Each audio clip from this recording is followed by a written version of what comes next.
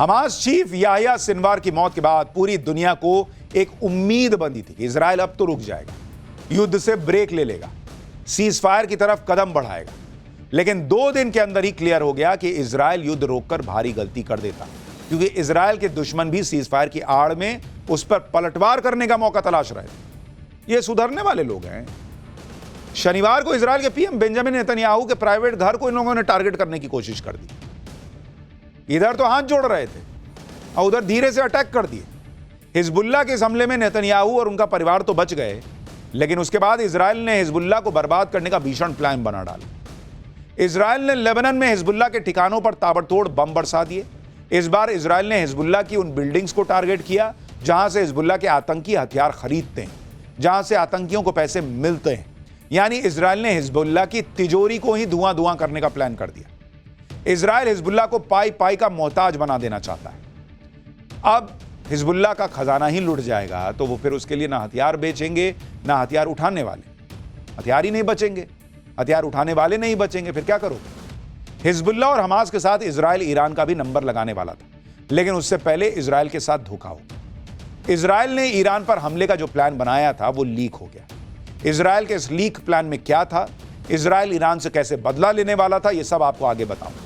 लेकिन उससे पहले देखिए इजराइल ने नेतन्याहू के घर पर हमले का हिजबुल्लाह से कैसे बदला लिया। सिर्फ 48 घंटे के अंदर ही इजराइल ने हिजबुल्लाह को यह बता दिया कि उसने नेतन्याहू पर अटैक करके बहुत बड़ी गलती कर दी, क्योंकि इसके बदले में इजराइल ने शनिवार और रविवार को हिजबुल्लाह के बैंक और वित्तीय संस्थान को टारगेट किया। इजराइल ने अल कर्द अल हसन वित्तीय संस्था की अलग अलग ब्रांचेस को टारगेट किया। इजराइल के मुताबिक इसी वित्तीय संस्था से हिजबुल्लाह को हथियार खरीदने के लिए पैसे मिलते हैं, यहीं से हिजबुल्लाह के फाइटर्स को पैसे मिलते हैं। इजराइल का दावा है कि हिजबुल्लाह अपने लाखों डॉलर पैसे अल कर्द अल हसन की ब्रांच में स्टोर करता है। इस संस्था की लेबनान में 30 से ज्यादा ब्रांच हैं, जिसमें से 15 ब्रांच उस इलाके में थी जहां हिजबुल्लाह का दबदबा है। अल कर्द अल हसन खुद को एक नॉन प्रॉफिट संस्था बताती है। हालांकि अमेरिका और सऊदी अरब ने इस संस्था पर कई पाबंदियां लगाई थी। साल 2019 में लेबनान में वित्तीय संकट के बाद से अल कर्द अल हसन लेबनान में बैंकिंग सिस्टम का एक विकल्प बन गया है। इजराइल ने इसी बैंकिंग सिस्टम की कमर तोड़ दी कि लाओ पैसा ही नहीं, अब कहां से खरीदोगे हथियार।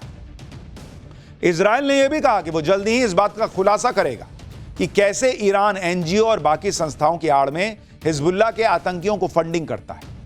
इजराइल ने कैसे हिजबुल्लाह को पैसे देने वाले ठिकानों को टारगेट किया, उस पर जरा एक छोटी सी रिपोर्ट देखिए, फिर आगे की बात बताऊंगा।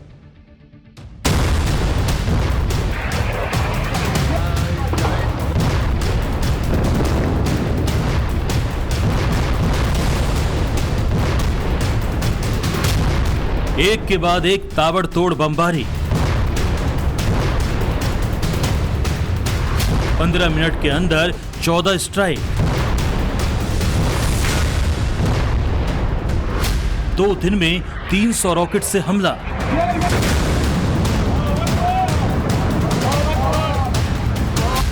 इजराइल ने हिजबुल्लाह की हवा निकाल दी।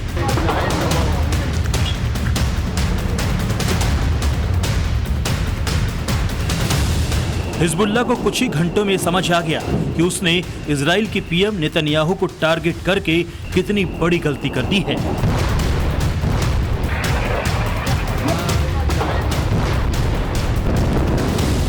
शनिवार को नेतन्याहू के घर पर ड्रोन अटैक के बाद इजराइल ने हिजबुल्लाह के खिलाफ सबसे बड़ा ऑपरेशन छेड़ दिया।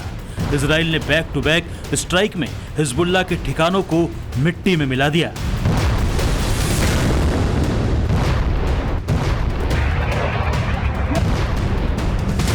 शनिवार और रविवार की रात हिजबुल्लाह के आतंकियों ने दहशत में काट दी।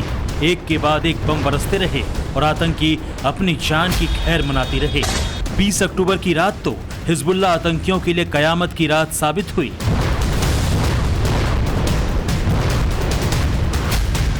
इजराइल ने हिजबुल्लाह को डंके की चोट पर चेतावनी दी कि वो हिजबुल्लाह को पैसे देने वाले बैंक और वित्तीय संस्थाओं को राख कर देगा। अगर हिजबुल्लाह में दम है तो उसे बचा ले। इजराइल ने हमले की जगह, हमले का वक्त और हमला कितना भीषण होगा सब कुछ पहले से ही बता दिया और हिजबुल्लाह को एक तरह से खुली चेतावनी दे दी कि अगर दम है तो अपने ठिकानों को बचा लो।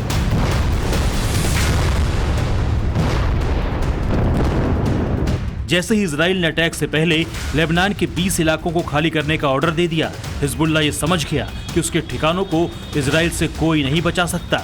इजराइल की चेतावनी के कुछ ही पलों में बड़े पैमाने पर लोग लेबनान की राजधानी बेरूत से भागने लगे। इजराइल ने बेरूत और साउथ लेबनान में धमाकेदार एयर स्ट्राइक की। पूरी रात हिजबुल्लाह के ठिकानों पर बम बरसते रहे।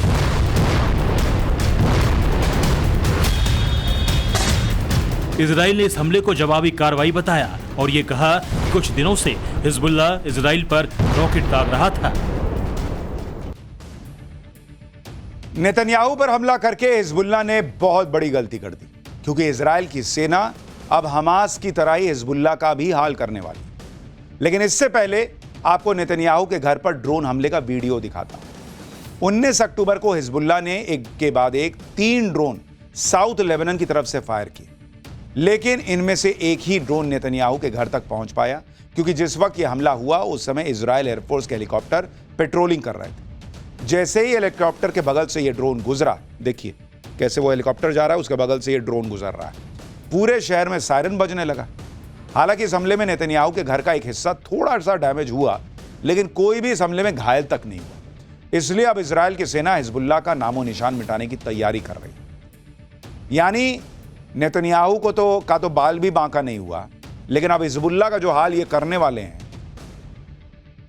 वैसे तो इजराइल के पास एडवांस एंटी मिसाइल सिस्टम मौजूद है, लेकिन इसके बाद भी अमेरिका ने अपना सबसे एडवांस और सबसे महंगा एंटी मिसाइल सिस्टम इजराइल में भेजा हुआ है। दरअसल कुछ दिन पहले ईरान ने बैलिस्टिक मिसाइलों से इजराइल पर हमला किया, इसलिए अमेरिका इस मामले में कोई रिस्क नहीं लेना चाहता। अमेरिका ने जो एंटी मिसाइल सिस्टम इजराइल को दिया है उसका नाम है थाड, THAAD।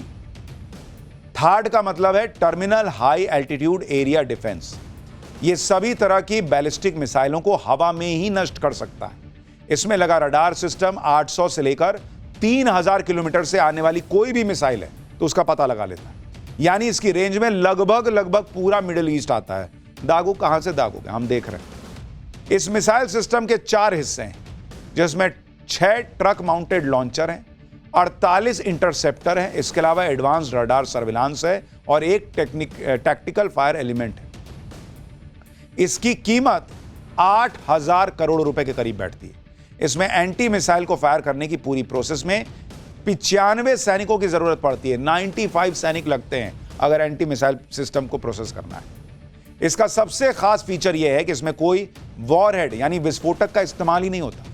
यह काइनेटिक एनर्जी के सिद्धांत पर चलती है, यानी यह मिसाइल अपने तेज फोर्स का इस्तेमाल करके अपने टारगेट को नष्ट कर देती है। इजराइल को एंटी मिसाइल सिस्टम देने की अमेरिका की दूसरी वजह यह भी है कि इजराइल किसी भी समय ईरान पर भयानक हमला कर सकता है। कुछ दिन पहले हिजबुल्लाह चीफ नसरल्लाह की मौत के बाद ईरान ने इजराइल पर कई बैलिस्टिक मिसाइलों से हमला किया था। इस हमले के बाद इजराइल ने ईरान पर हमला करने का पूरा प्लान तैयार कर लिया था। हैरानी की बात यह है कि इस हमले के पूरे प्लान में न्यूक्लियर अटैक की बात सामने आई थी, क्योंकि इजराइल का यह प्लान अमेरिका से लीक हो गया। इस प्लान के मुताबिक 8 से 16 अक्टूबर के बीच ईरान पर हमले के लिए इजराइल की तीनों सेनाओं ने फाइनल ड्रिल भी कर ली थी। इस ड्रिल में फाइटर जेट्स को हवा में रिफ्यूल करने के लिए KC-707 टैंकर जहाज से फाइटर जेट्स में ईंधन भरवाया गया। इसमें हवाई हमलों के साथ साथ जमीन के रास्ते से भी हमले की प्लानिंग थी। इतना ही नहीं, प्रॉक्सी वॉर के लिए स्पेशल फोर्स तैयार कर ली गई थी। सबसे हैरान करने वाला खुलासा यह हुआ कि इसमें इजराइल ने ईरान पर परमाणु हमले की भी प्लानिंग की हुई थी। लेकिन ईरान पर हमला करने से पहले ही इजराइल का यह सारा प्लान अमेरिका की सुरक्षा एजेंसी पेंटागन से लीक हो गया। दरअसल इजराइल अपने हमलों की खुफिया जानकारी अमेरिका, ब्रिटेन और ऑस्ट्रेलिया समेत 5 देशों को देता है, लेकिन यह जानकारी कुछ दिन पहले पेंटागन से लीक हो गई।